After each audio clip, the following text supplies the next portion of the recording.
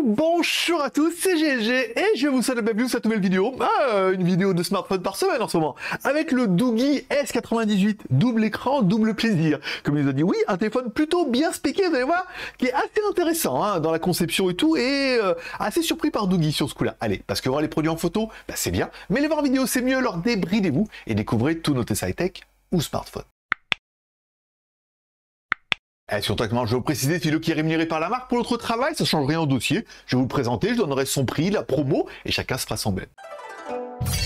Aujourd'hui, je vous présente ce Doogee S98 qui fait partie de cette nouvelle génération de smartphones Doogee avec deux écrans, un petit écran à l'avant, un petit écran de notification à l'arrière et tout. On verra qu'il est plutôt intéressant, bien spéqué, étanche, tout ça. Et on commence tout de suite par quand tu de la boîte. Dans la boîte, on aura évidemment notre téléphone. On aura un gros chargeur de 33 watts en USB Type C, un câble USB Type C vers USB Type C, un extracteur de SIM, même si on verra que si tu as un peu des ongles, et ça marchera bien aussi, et un film protecteur pour film protecté. Allez, découvrons un petit peu notre téléphone. À l'avant de notre téléphone, un écran de 6,3 pouces LCD Full HD. Ok, protection Gorilla Glass, rien d'exceptionnel, c'est un joli écran, rien de transcendant, mais il fera bien le taf. En haut de notre téléphone, vous avez vu une petite découpe, ce qui s'appelle la découpe goutte d'eau, avec une caméra quand même de 16 millions de pixels Samsung. Pas mal. Ça fait des photos, intéressantes, je sais pas. Ça fait des photos, je vous en ai fait plusieurs. Bon, la première était pas mal. La deuxième, ça va. Après, il y a moyen de mettre en mode portrait, il y a moyen de mettre en mode contour aussi, éventuellement, de mettre en faible ou en fort. Et après, bien évidemment, on finira avec un mode beauté qui m'a quand même bien mis en valeur. Bon, allez, c'est parti pour la caméra avant. J'ai enlevé le masque, je suis tout seul et tout. Bon, c'est pas mal. Ça manque, alors c'est du HD, c'est bien. Non, c'est du Full HD. Ça manque un peu de stabilisation, vous voyez, numérique ou optique, c'est dommage. Je sais pas si on peut faire ça après en post-production, mais voilà. Bon, après, la qualité, je trouve ça plutôt bien. Voilà, on va regarder avec la caméra. Allez, sur le côté gauche, un emplacement pour mettre deux cartes SIM plus une micro SD. Ça, c'est vraiment pas mal, hein. Je veux dire, là, au moins, il n'y aura pas besoin de choisir. Et quand on aura dans les fréquences, écoutez, pour la première fois de ma vie, je n'ai jamais vu ça. Il y a toutes les fréquences. Tout a été coché. Ils ont tout pris. Ils ont tout acheté. Ils se sont dit, voilà. Parce qu'ils payent, en fait, à chaque fois qu'ils veulent une fréquence. Donc, ils ont mis toutes les fréquences, que ce soit en 2G, en 3G ou en 4G. Il y a tout. Il ne manque rien. Alors, bien évidemment, le téléphone n'est pas 5G, hein, un petit peu bon gré, mal gré. Mais c'est quand même plutôt pas mal. Bon, en dessous de tout ça, on aura également un petit bouton qu'on pourra personnaliser si tu fais des fonctions particulières, allumer quelque chose, mettre en route ou prendre des photos par exemple. Allez, à droite de notre téléphone, bouton volume plus moins, pas mal, bouton power on off. Bon, ça c'est normal, c'est classique. Et en dessous, un Touch ID. Alors, ils n'ont pas mis le Touch ID avec le bouton on-off, ils l'ont mis en dessous. Oui, bon, c'est pas mal en même temps, il est bien intégré, c'est plutôt joli, ça fonctionne bien. Allez, en haut de notre téléphone, rien. Allez, en bas de notre téléphone, on retrouvera bien évidemment un micro ici. Alors actuellement, je suis à 30 ou 40 cm du téléphone. Je l'approche de ma bouche comme ça pour avoir un petit peu un son comme si vous appeliez un petit peu en main libre. Et comme à chaque fois, vous aurez bien évidemment un deuxième enregistrement où on aura la lecture de ce fichier directement via le haut-parleur du téléphone qui est ici. Voilà, ça permettra de juger un petit peu des qualités du téléphone en fonction main libre et microphone. Et puis c'est un téléphone aussi. Bon, également en dessous, on retrouvera bien une connectique USB Type C cachée sous une petite écoutille sur notre téléphone, évidemment IP68, IP69, et on aura un haut-parleur. Alors bon, le haut-parleur, il fait du son pas mal, alors pas de stéréo, de rien de truc quoi. Après voilà, on a un petit son qui est correct pour un téléphone étanche, encore une fois, en mono à droite, tout bien.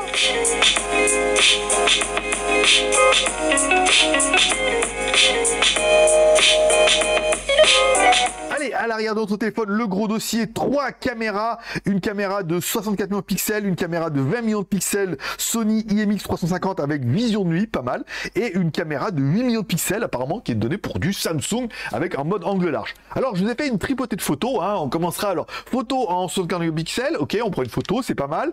Ensuite il y a un mode ultra HD, c'est vrai que dès qu'on clique dessus, waouh, il y a quand même une belle petite couleur, belle petite lumière. Je le remettrai en mode normal, ok, bon, ça on a vu, en 64, on remet en Ultra HD, ouais, si tu veux. Ensuite, on se remet en mode photo, et là, on peut essayer de taper dans le zoom. Alors, on peut mettre un zoom jusqu'à 2 fois, voire 4 fois, bon, ouais, bon, c'est bien, mais pas, voilà. Bon, après, 64 millions de pixels, elle fait ce qu'elle peut, elle tape un peu dans les pixels. J'aurais fait également des photos de mon éclair au chocolat. Oui, parce qu'il n'y a pas de mode macro. Donc, du coup, tu te mets soit en mode normal, après, j'ai essayé en mode ultra HD pour voir la différence, ok. Après, j'ai essayé de taper un petit peu en mode ultra large, avec l'autre lentille. Bon, voilà, c'est pas mal. Encore une fois, c'est pas du tout un mode macro. Allez, c'est parti avec la caméra arrière. Alors, première caméra, parce qu'on peut se mettre avec cette caméra, donc là, ça doit être la 64 millions de pixels, et on peut se mettre aussi avec la caméra angle large. Alors, ça manque, encore une fois, il n'y a pas de stabilisation et pas d'option, et ça, c'est peut-être quand même un petit peu dommage. On peut faire des vidéos jusqu'en 2K, là, c'est bien aussi, et on a un beau bord de mer. Il fait pas très chaud aujourd'hui, pas très beau, c'est presque bien ici, voilà. Je vais refaire maintenant une deuxième vidéo avec la caméra angle large pour que vous puissiez un petit peu comparer. Bim, et là on est avec la caméra angle large, donc on est sur beaucoup moins de pixels, toujours pas de stabilisation, mais eh ben, ça tape super large. Je trouve pas mal, vous voyez, il n'y a pas trop d'effets fish eyes et tout, hein, qu'on pourrait un peu déplorer avec ce genre de lentille. Moi je trouve ça très propre, hein, très sympa, et encore une fois, voilà, ça permet de faire varier un peu les plaisirs. Alors attendez, j'ai oublié le zoom, on va essayer un petit peu. Voilà, par exemple là on est avec le zoom. Je vais vous refaire une avec l'ancienne pour que vous puissiez voir la différence du zoom. Avec il l'a dit, il le fait. Là on est avec la caméra 104 millions de pixels. On zoome en 4 fois maximum et tout. Je trouve ça plutôt pas mal, hein. On verra si ça va donner un petit peu. On peut regarder ce qu'il mange. Alors, vous me direz ce que ça va donner sur votre grand écran, mais j'aime bien. Bon voilà, pour que vous puissiez bien voir, je fais une vidéo, donc là il y a le flash. Bon, comme ça au moins, je veux dire, on voit plutôt bien. Je vais essayer maintenant sans le flash. Voilà, donc là c'est sans le flash. C'est-à-dire, ben, on voit que dalle, hein. Déjà, c'est vrai qu'il fait très noir. Bon, également à l'arrière, un des gros dossiers, c'est bien évidemment ce petit écran LCD qui est un écran déjà tactile, ok.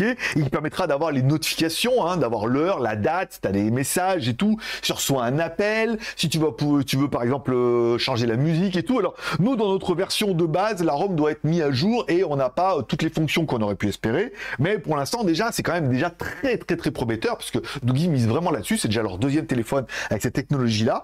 Et ça permet d'avoir un petit écran et ça évite d'allumer. Voilà, on le pose sur la table, on double tape dessus et puis on voit ce qui se passe. Ça évite d'aller tourner le téléphone, d'allumer l'écran, tout ça.